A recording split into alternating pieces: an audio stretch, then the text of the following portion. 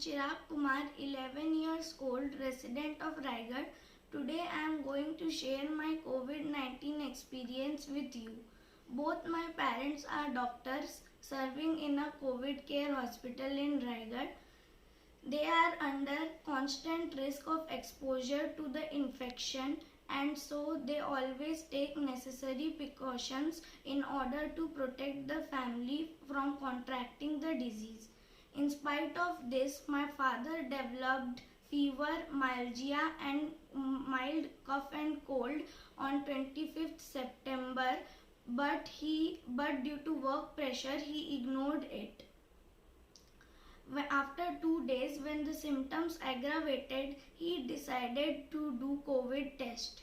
As expected, his antigen test came out to be positive, and as a screening procedure, we all got our antigen test done. To my utter surprise, my and my grandmother's report came to be positive. My mom, sister and my maternal grandparents were negative, but as they were the close contacts, the RT-PCR sample was sent for confirmation. Now the most difficult time came.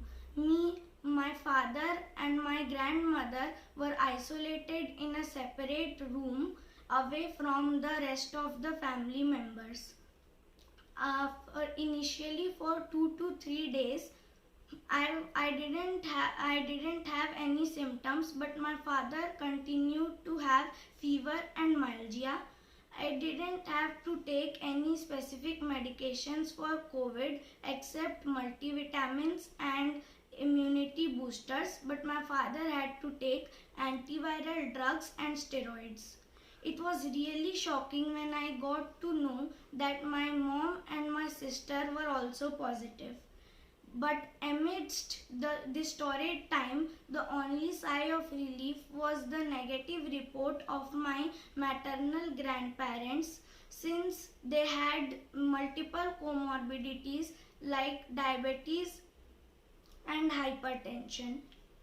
If I tell you about the course of the disease, then I developed no specific COVID symptoms except for loss of appetite, nausea and anosmia at around 5th day of the illness, which gradually subsided by around 10th day.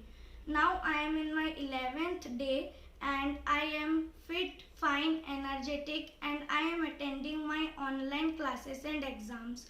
But I have to stay in isolation for 7 more days.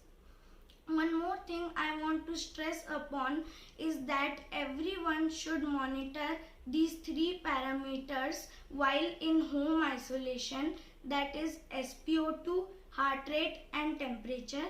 So to measure the body temperature, we have to use this IER thermometer like this. And to monitor the SpO2 and heart rate, we have to use this SpO2 monitor like this.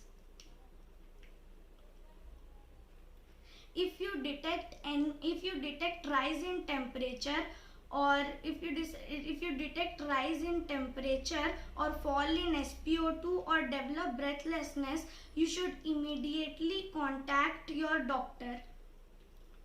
During the course of the disease, it's essential to maintain proper hydration, take nutritious diet and adequate rest.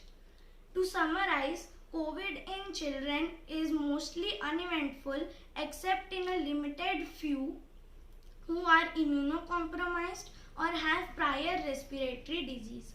Hope my experience will help you in fighting COVID to some extent. So stay healthy, stay safe, wear mask, maintain social distancing, sanitize your hands and fight COVID.